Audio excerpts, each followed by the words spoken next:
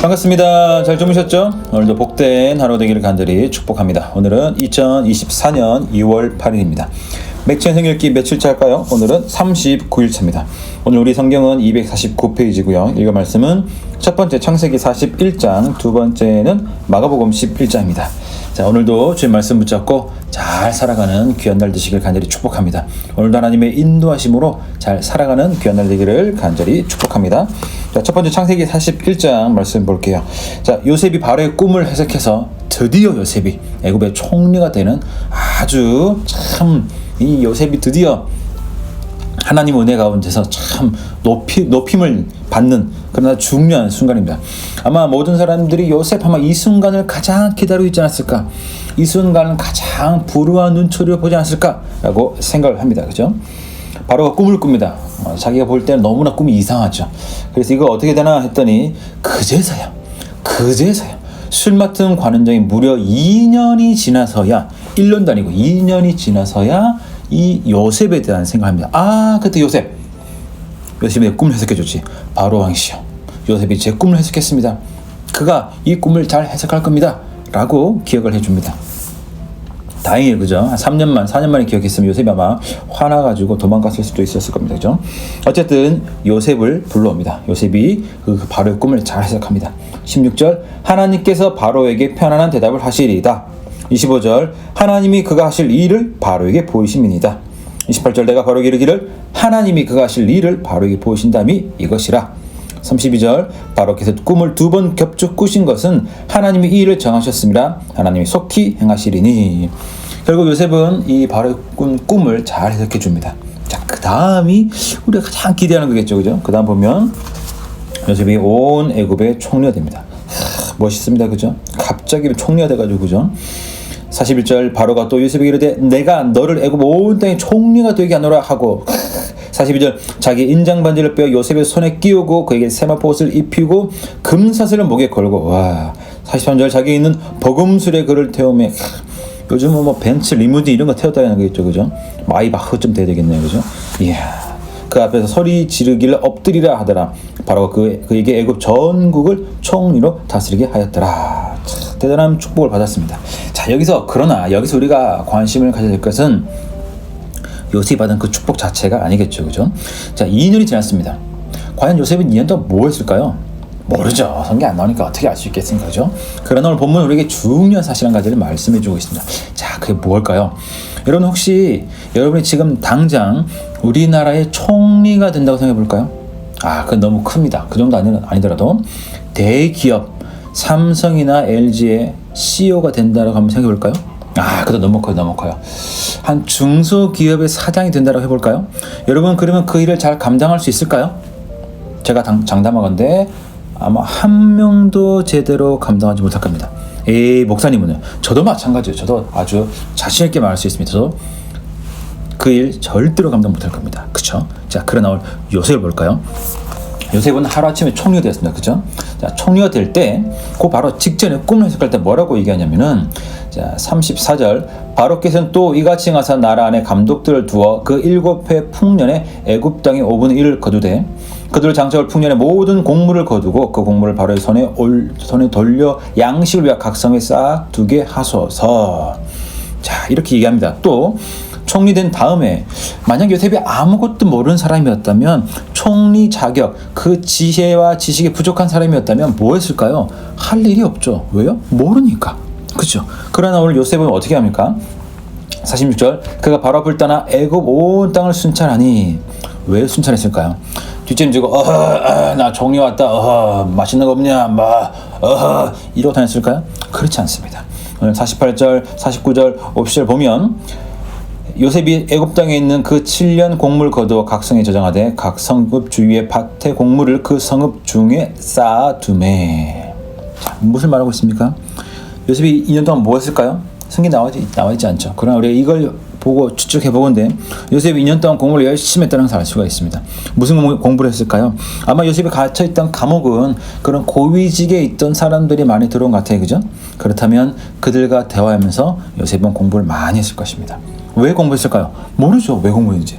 그러나 요셉은 자신에게 있는 그 시간, 그것을 헛되이 보내지 않았습니다. 제가 좀 찔리네요, 그죠? 그 시간을 잘 보냈습니다. 그가 무슨 일을 할지, 어떤 삶을 하게 될지 요셉은 절대 몰랐습니다. 그러나 그 시간을 요셉은 결코 헛되이 보내지 않았다는 거죠. 그가 총리가 되자마자 이미 총리이기 전부터 총리에서 필요한 말을 할 만큼 지식과 지혜가 있었고, 총리가 된 다음에도 그 총리 일을 잘 감당했던 것을 우리가 성경 가운데서 볼 수가 있습니다.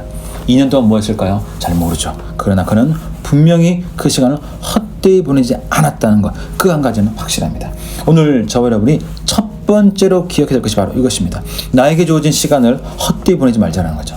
내게 주어진 그 시간 잘 모르죠, 무슨 일이 있을지. 그러나 기도하면서 내가 지금 계획할 수 있고 꿈꾸는 그 부분까지는 최선을 다하며 사는 삶이 오늘 저와 여러분 모두에게 필요한 줄로 믿습니다. 첫 번째는 나에게 주어진 삶을 그 시간을 헛되이 보내지 말고 열심히 잘 살자. 이것이 첫 번째입니다. 자, 두 번째는 마가복음 11장입니다. 여기서 무엇을 보시냐면요, 12절을 보면 좋겠습니다. 자, 우리가 성경 252페이지인데요. 자, 무화과 나무의 저주입니다. 자, 13절 보시면, 12절에 예수님이 시작하셨어요. 13절 보시면, 멀리서 잎사귀 있는 한 무화과 나무를 보시고 혹 그 나무에 무엇이 있을까 하여 가셨더니 가서 보신즉 잎사귀 외에 아무것도 없더라. 이는 무화과의 때가 아님이라.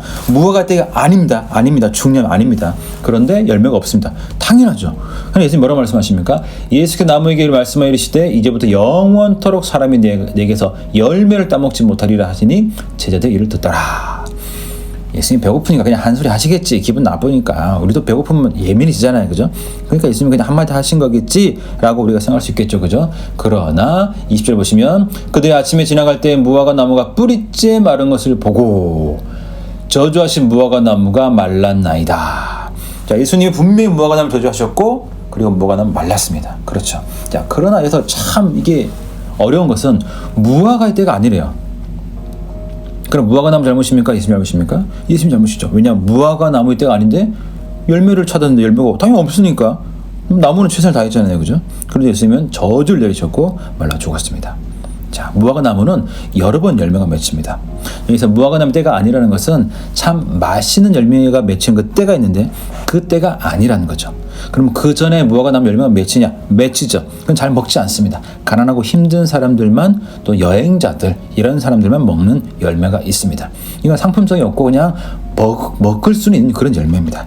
그러니까 예수님이 찾으신 열매는 무엇이냐면 그냥 먹을 만한, 사람들이 좋아하진 않지만 그래도 가난한 자들이 먹을 수 있는 그 열매를 찾으셨는데 그 열매가 없었다는 거죠. 맛있는 열매가 열릴 때는 아니었지만 오늘 무화과 나무가 열매가 있어야 될 그 순간에 열매가 없었다는 것입니다. 자, 그리고 또 보시면 무화과 나무가 잎사귀가 많았다는 것을 알 수가 있습니다. 그렇죠? 그러니까 이것은 열매가 맺힐 때였는데 그러니까 별로 좋아하지 않는, 맛이 없는 열매가 맺힐 때였는데 그 열매가 없었기 때문에 예수님이 무화과 나무를 저주하신 것입니다. 그런데 예수님 너무하신 거 아니에요? 어떻게 나무가 열매를 못 맺는다고 저주하실 수 있습니까? 자, 예수님이 이런 행동하신 이유는 예수님이 하신 그 사역과 관계가 있습니다. 지금 예수님이 어디로 가셨습니까? 예루살렘으로 가셨죠. 예수님 예루살렘에서 뭐 하십니까? 이제 곧 십자가에서 죽으실 때죠, 그죠? 그 죽으심을 앞두고 있습니다. 자, 무화과나무 무엇을 상징했을까? 구약을 쭉 살펴보면 무화과나무 무엇을 말씀하고 있냐면 바로 이스라엘을 상징하고 있습니다. 이스라엘입니다, 이스라엘. 또 포도나무도 이스라엘 상징하죠. 그래서 구약을 잘 보시면 이 무화과나무가 이스라엘 상태가 어떠한지를 우리에게 말씀해주고 있다라는 것을 확인할 수가 있습니다. 무화과나무에 잎사귀가 많다. 그럴듯하다는 거죠. 열매가 맺히게 보인다는 거죠. 행운이 있다는 거죠. 그러나 무엇이 없습니까? 열매가 없습니다. 중요한 것은 열매죠. 오늘 하나님은, 예수님은 열매를 강조하고 있습니다. 무화과나무가 당연히 열매가 있어야 되는데 그 열매가 없기 때문에 그 무화과나무에 저주를 내렸습니다. 무슨 뜻일까요? 무화과나무가 이스라엘이라고 했죠, 그죠?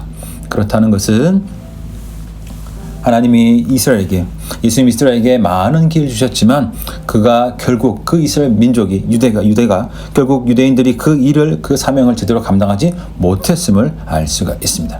결국 어떻게 되었습니까? 결국 예루살렘이 망하고 또 성전이 완전히 파괴되어 버렸죠. 그리고 온 이스라엘 백성들은 전 세계에 흩어져 버렸고 고통을 받았고 그들은 하나님이 맡기신 그 사명을 제대로 감당하지 못하고 결국 힘든 시간을 오랫동안 보내게 되었죠.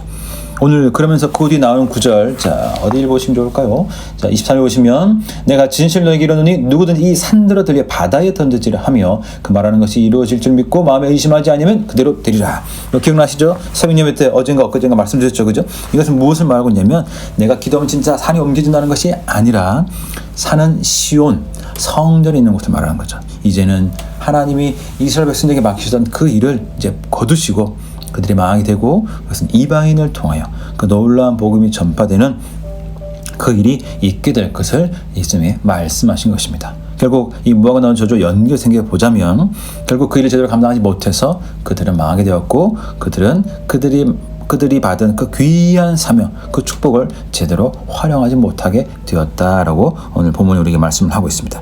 자, 그럼 두 번째 것을 통해 무엇을 기억하면 좋을까요? 무화과 나무를 키워야 됩니까? 무화과 나무 열매 많이 먹어야 됩니까? 아니겠죠. 우리에게 아직도 하나님이 기회를 주신다는 거죠. 그럼 목사님 우리도 제대로 못하면 망하나요? 그 얘기 아니죠. 오늘 하나님은 창세기 말씀 그 바로 앞에 있는 말씀과 연관지어 생각해보자면 우리가 오늘 하루를 충실하게 잘 보내기를 원하신다는 거죠. 오늘 열매 맺는 삶을 살기를 원하신다는 거죠. 우리가 망해서 지옥 간다는 것이 아니라 너네 똑바로 못하면 다 지옥 가는 거야. 똑바로 해 열매 맺어. 이것이 아니라 하나님의 자녀이기 때문에 열매 맺는 삶을 살기 위해서 애를 쓰라는 거죠. 오늘 저와 여러분들 구원이 취소되거나 너 마음에 안 들어. 나 싫어. 내가 너를 선택한 거 나 되게 후회해. 나 안 할래. 하나님이 그렇게 하지 않으신다는 거죠. 주님이 그렇게 하지 않으신다는 것입니다. 주님이 무슨 말씀하십니까? 너 분명히 내가 선택한 거야. 선택한 사람 맞아. 그러니까 열매 맺는 삶을 살아라. 오늘 그렇게 말씀하고 있습니다. 오늘 열매 맺는 그 삶을 사시고 오늘 나에게 주어진 그 시간 가운데 충실하게 성실하게 잘 살아가시는 저와 여러분 모두가 되시기를 간절히 축복합니다. 오늘도 복된 하루 되시고요. 또 내일 만나도록 하겠습니다.